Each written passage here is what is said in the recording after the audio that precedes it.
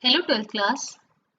So in the previous class I gave you a test of chapter 7. So in this class first we have to discuss the solution of the test questions and then we will move to a new chapter, that is chapter 9. So in your test the first question is, what is complexity? So the complexity, it refers to the measures of the efficiency of an algorithm. So when you calculate the complexity, then how efficient is this algorithm? This tells the complexity. Next is question number 2. Define big O notation. So the answer is, this big O notation is a particular tool for accessing algorithm efficiency. It describes the performance or complexity of an algorithm denoted by this big O. In this, the examples are O1, ON, ON log n, etc. So these are the examples, are the complexity of an algorithm, that how will you calculate the complexity. Now next question is, what is dominant term? So this dominant term, that will affect the performance. Okay. So in this question you will write that big O is a function with parameter n. So where n is usually the size of the input to the algorithm.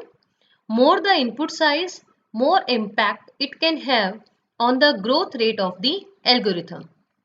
So dominant term is the term which will affect the performance most. Here is the example, the an square plus bn plus c. An square is the dominant term. So hence big O notation will be on square. So this is the complexity of this equation.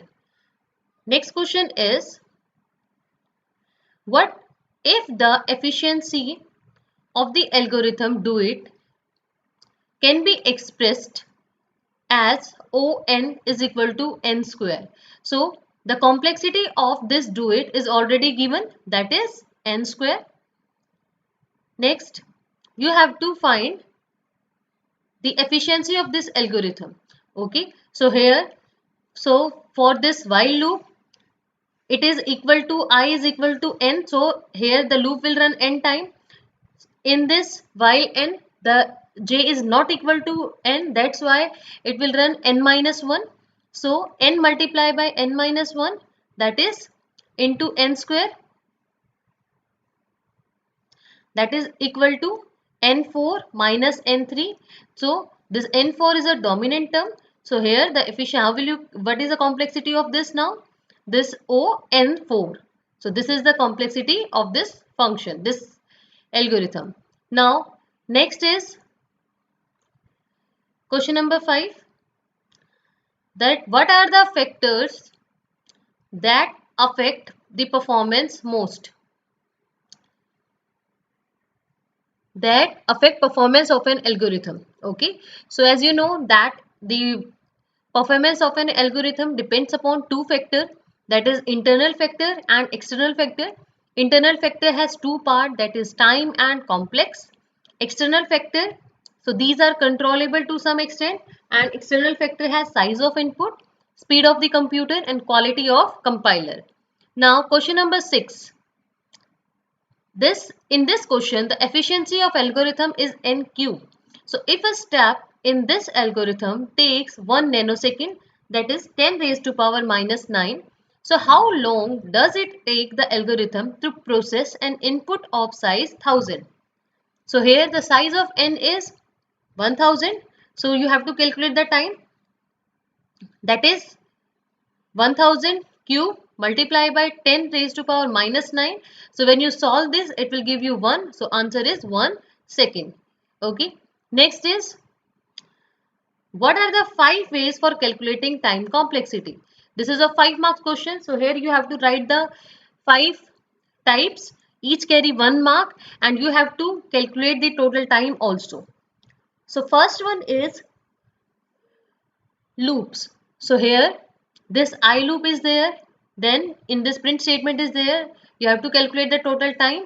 So this n minus 1 into t, so nt minus 1, that is on. This loop will run 1 to n minus 1. Now again, so, question number 2, nested loop. So here this k loop is inside I. So here the loop will run 1 to n minus 1, k loop will run n only. So n minus 1 multiply by n and multiply by t, it will give you n square minus nt. So this is the dominant term, so the complexity is on square. Next is consecutive statements. So in the consecutive statement, this for I in range, it will give you n minus 1. Now 4 in range n, it will give you n. Now again it is n, so n multiplied by n, this is n square, this one. Now print j. Okay, so n minus 1 multiplied by this t1 plus n square multiplied by t2. This is the time constant. So here nt1 minus t1 plus n square t2. So the complexity is on square. This is the dominant term, n square t2. Now fourth one is the conditional statement. So the conditional statement, if x is equal to 5, it will also take some time. That's why it is t1. Print welcome, it is also a statement. Now else for I in range, so loop will run n time. Now print j, so I multiply by 2, it will give you t4. So here the complexity is on. Next is logarithmic complexity. So the notation of an algorithm is O log n if it take constant time to cut the problem size by a fraction, usually by 1 by 2. So the example is binary search. Okay, so these are the questions of your test. Now we are moving to a new topic, that is data structures 1, linear list. So this data structure has two parts. Now from today onwards, we will start data structure 1 and the topic is linear list. So this is your chapter 9 and lecture number 1. So in this class, we will learn about data, data item, what is data structure, data type versus data structure, types of data structure, then a diagram to represent all data structure, then linear list arrays, then stacks, then queues, then linked list and program.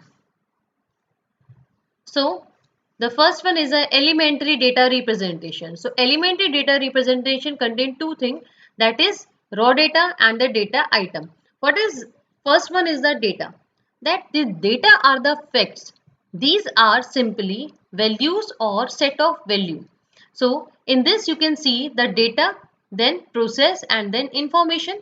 So the data, this data, for example, if I am writing 2 plus 3, then it will process it and it will give you the information, that is 5.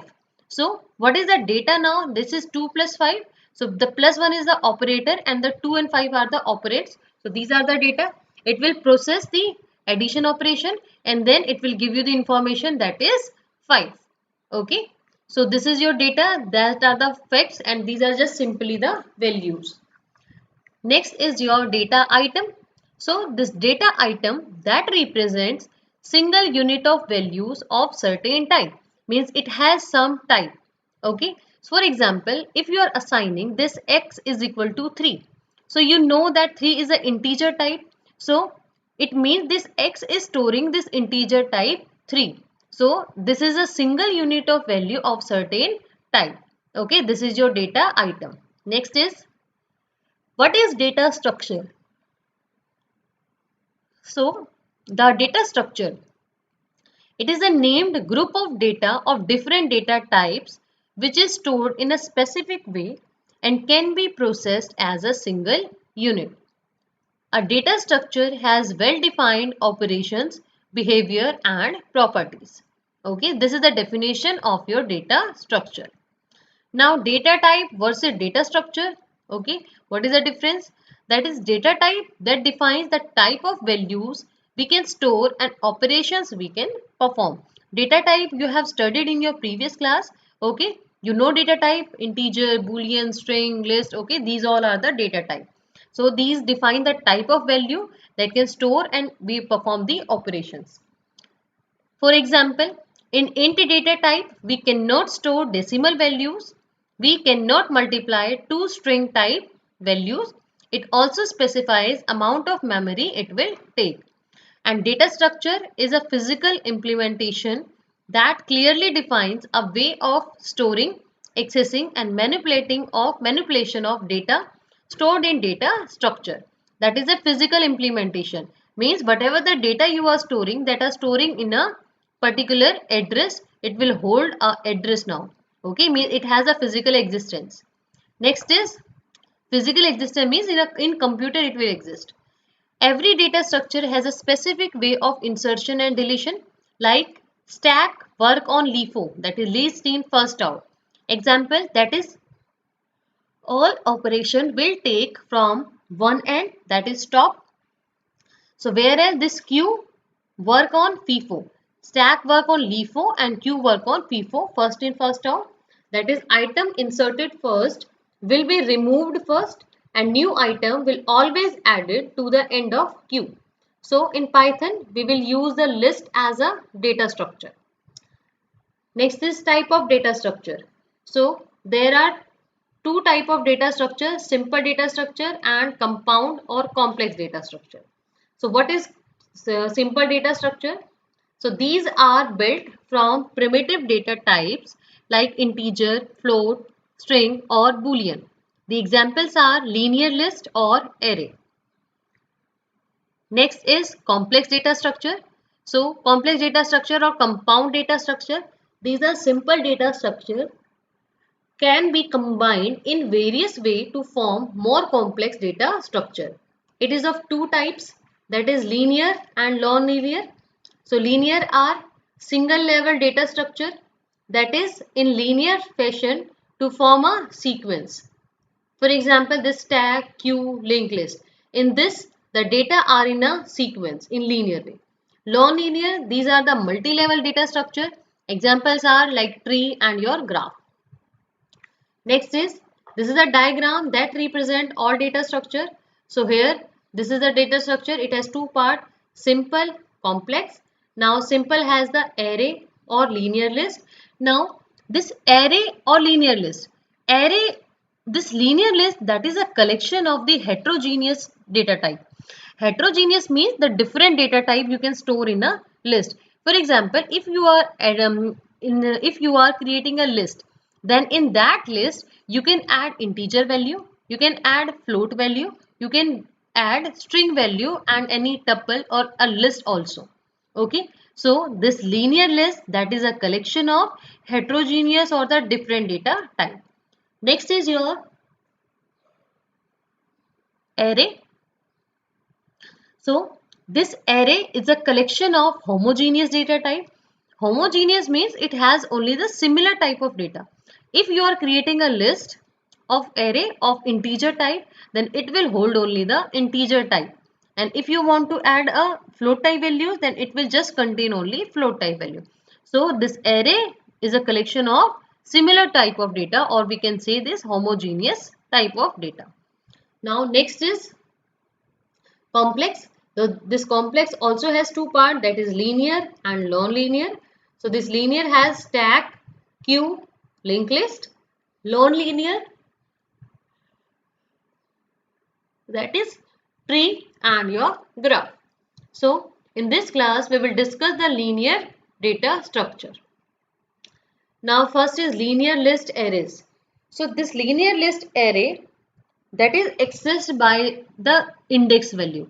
You know the index value, that is 0, 1, 2, 3. Okay. So this linear list refers to named list of finite number of and similar data elements. Each of the data elements can be accessed by its unique index or subscript position. So usually it is 0, 1, 2, 3. Now the index starts with 0. For example, if the list my list contains 10 elements, then first element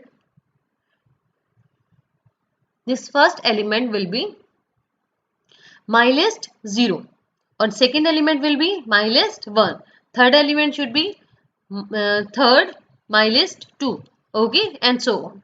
So this array can be a single dimensional or a multi-dimensional. In Python, these arrays are implemented through the list data types as linear list or through NumPy arrays. So next is your stacks. So the stack is a data structure. This data structure refers to the list stored and accessed in a special way where this LIFO technique is followed. Okay, it will follow a LIFO technique that is list in first out. So in stacks, insertions and deletions take place only at one end. This is called the top. So this stack is similar to a stack of plates. This is the image. It is a stack of plates. If you want to put the first one, so the plate that you have placed at last, you have to pick it in first number. Okay, so this way the stack will form. Next is your queues. So this queues data structures are the FIFO list where insertion take place at the rear end of the queues and deletions take place at the front end of the queues. For example, this queue is much the same as a line of people waiting for their turn to walk. Okay, this queue works on the FIFO list, that is first in first out. So this is the example that this first one inserted first, it will just out of this queue at first number only. So this is the rear end and this is the front end. So insertion is at the rear end and deletion is at the front end. Okay, this is your queue. Next is linked list. So in this data, elements linked to one another, the data that is linked to each other. Okay, that is your linked list. So the logical ordering is represented by having each element pointing to the next element. Okay, the element that point to the next element. Each element is called a node which has two parts. The node has two parts now. First one is the info part that store the information and the reference pointer part that points to the stored the reference of the next element. Means this reference pointer hold the memory address of the next element. So this is the diagram. This is a picture in this. You can easily understand that what is linked list. So here this head part has a address 32. So where this 32 address will come? Because these are linked to each other in linked list. So this is your first node. In this 15 is the value and the 3600 is the address. So this 15 hold 32 address. So that's why it will contain the 32 address. Next is 3 4000. So the address of 3 is 3600. That's why the 3600 come here with the first node. Now this is 4000. 4000 is the address of this 3. So 4000 is the address of this next node, that is 17. That's why it will come here. It points to the 17. Next is the 4400. So this 14400 is the address of this 90. Okay, this 4400. And the last node of the linked list that points to the null value. So this is your linked list. Now next I am just showing you one example. Okay, I will write the code that is searching in linear list. Okay, this is a simple program. You have to enter a list from the user, then you have to enter an element that is to be searched, apply the for loop and just try to search the element. Now, so start your program, that is L is equal to, for example, M is equal to E will, then input. Now enter list. Enter list. Now x equal to eval input. Input function you will write enter element to be searched. Okay, so where here you know that why I have taken this eval function. Okay, because whatever the type of data you want to insert, you can take it in a list. For example, you want to take insert data of integer type, float type, string type. Okay, these all can come at a one place. Next, I am also taking this variable x in eval because the element you want to search, it is uncertain. You do not know that which type of this element is. That's why I have used this eval function. Now apply the for loop. 4 I in M. So now this I loop will traverse each and every element of this list. Now if x is equal to I, if the value of x is equal to y, I, then it will print what? That found at L dot index I. Okay. So this is your L dot index. Now you have to break the code. So when you break the code, then this is when the elements are found. So what happens if the element does not found? Then you have to use the else block with 4. So you have to print that element, this is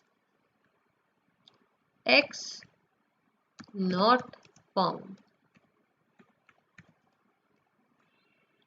Okay. Okay, now this is your question. So you have to just run it. Now save your file.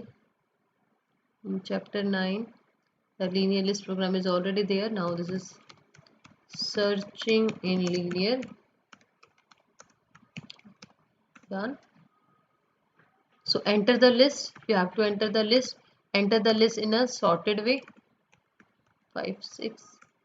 So enter the element you want to search. For example, 4. Okay, L dot index. Okay, here I am using this M1 na. That's why it is giving error. Now run again.